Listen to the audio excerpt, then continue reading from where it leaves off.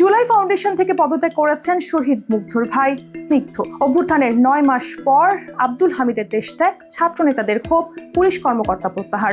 আব্দুল হামিদের সহায়তাকারীদের শাস্তি দিতে না পারলে চলে যাবেন স্বরাষ্ট্র উপদেষ্টা। মাহফুজ আসিফকে সরকার থেকে সরে আসতে বললেন এনসিপি নেত্রী। পাকিস্তানে হামলায় ইসরায়েলি হার্ব ড্রোনের ব্যবহার ভারতের। চলমান উত্তেজনায় পাকিস্তান সফর এখনই স্থগিত নয়, পরিস্থিতি পর্যবেক্ষণে বিসিবি। ডাবল টাইমিং অভিযোগে মুখ খুললেন অহনা।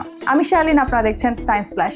জুলাই শহীদ স্মৃতি ফাউন্ডেশনের প্রধান নির্বাহী কর্মকর্তার পদ থেকে পদত্যাগ করেছেন শহীদ মুগ্ধর ভাই মীর মাহবুবুর রহমান স্নিগ্ধ। রাষ্ট্রীয় অতিথি ভবন যমুনায় প্রধান উপদেষ্টা ও জুলাই স্মৃতি ফাউন্ডেশনের সভাপতি ডক্টর ইউনূসের সভাপতিত্বে অনুষ্ঠিত বোর্ড সভা শেষে তিনি এমন ঘোষণা দেন। তিনি জানান, এর আগে এনসিপির আহ্বায়ক নাহিদ ইসলাম জুলাই ফাউন্ডেশন থেকে পদ ত্যাগ করায় সেখানে একটি পদ শূন্য হয়। এবার প্রধান নির্বাহীর পদ থেকে স্নিগ্ধ সরে যাওয়ায় নাহিদ ইসলামের স্থানে তাকে পরিচালনা পর্ষদের সদস্য করা হয়েছে।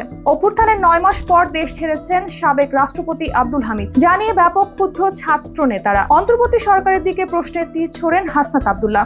দেশ থেকে নিরাপদে বেরিয়ে যাওয়ার সুযোগ হচ্ছে বলেও অভিযোগ করেন তিনি। এদিকে আব্দুল হামিদের দেশ ছেড়ে যাওয়া অন্তর্বর্তী সরকারের বড় ব্যর্থতা হিসেবে উল্লেখ করেন সার্জিস আলম। হান্নান মাসুদ স্ট্যাটাসে লেখেন, হয় চুপ্পুকে সরান, লিগকে ব্যান করেন, আর না হয় নিজেরা সরে যান। আব্দুল হামিদের দেশ ত্যাগের পরও জুলাই বিপ্লবীরা অন্তর্বর্তী সরকারকে সমর্থন করে যাবেন কিনা এমন প্রশ্নও রাখেন তিনি। এদিকে দায়িত্বের অবহেলার অভিযোগে 3 পুলিশ কর্মকর্তাকে বরখাস্ত করা হয়েছে।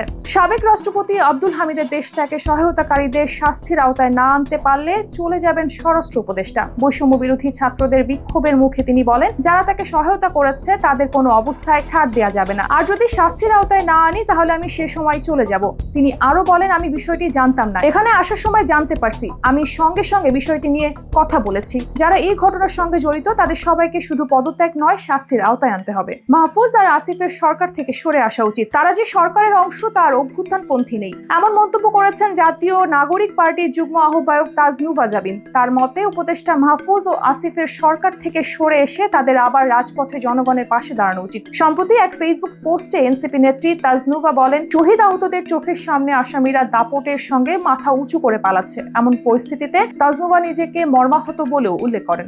সম্প্রতি সাবেক রাষ্ট্রপতি আব্দুল হামিদের দেশ ত্যাগের খবরকে কেন্দ্র করে উত্তপ্ত জুলাই আন্দোলনে সম্পৃক্ত নানা গোষ্ঠী। তারই ধারাবাহিকতায় এমন প্রতিক্রিয়া জানালেন এই এনসিপি নেত্রী। ইসরায়েলের হার্ব ড্রোনের ব্যবহার করেছে ভারত। পাকিস্তান আইএসপিআর এর পক্ষ থেকে জানানো হয়েছে এমন তথ্য। হামলার উদ্দেশ্যে এখন পর্যন্ত পাকিস্তানে পাঠানো 25টি ইসরায়েলি হার্ব ড্রোন ভূপাতিত করেছে পাকিস্তান। সেনাবাহিনী বলেছে, পাকিস্তানের সশস্ত্র বাহিনী তাদের প্রযুক্তিগত ও অস্ত্রশস্ত্রের ব্যবহারে দক্ষতা পুরোপুরি কাজে লাগিয়ে ভারত থেকে পাঠানো 25টি ইসরায়েলি হার্ব ড্রোন করে ভূপাতিত করেছে। চলমান ভারত পাকিস্তান উত্তেজনায় আগামী পাকিস্তান সফর এখনই স্থগিত করতে যাচ্ছে না বিসিবি। সম্প্রতি পাকিস্তানের সাথে সিরিজ শুরুর কথা থাকলেও যুদ্ধের পরিস্থিতিতে শঙ্কা তৈরি হয়েছে সিরিজ স্থগিত নিয়ে। তবে বিসিবি বলছে এখনই স্থগিত নয়, পরিস্থিতি পর্যবেক্ষণ করছে বিসিবি। 14 মে সংযুক্ত আরব আমিরাতে 2টি টি20 খেলার পর পাকিস্তানে যাওয়ার কথা বাংলাদেশ দলের। লাহোর ও ফয়সালাবাদে 5 ম্যাচের সিরিজ খেলার কথা রয়েছে টাইগারদের। এই বিষয়ে বিসিবি সভাপতি ফারুক আহমেদ মিরপুরে বোর্ড পরিচালকদের সঙ্গে বৈঠক করেন। বৈঠক শেষে জানানো হয়, আগামী 10 মে পর্যন্ত পরিস্থিতি পর্যবেক্ষণ করবে বিসিবি। পাকিস্তান ক্রিকেট বোর্ডের সঙ্গেও চলছে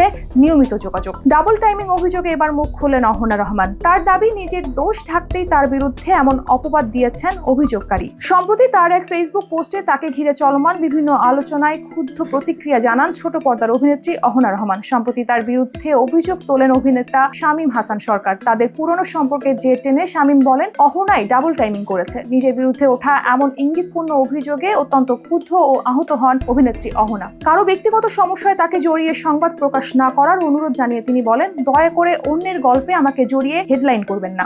এরকম আরো তথ্য পেতে চোখ রাখুন বাংলাদেশটাইমস.com-এ।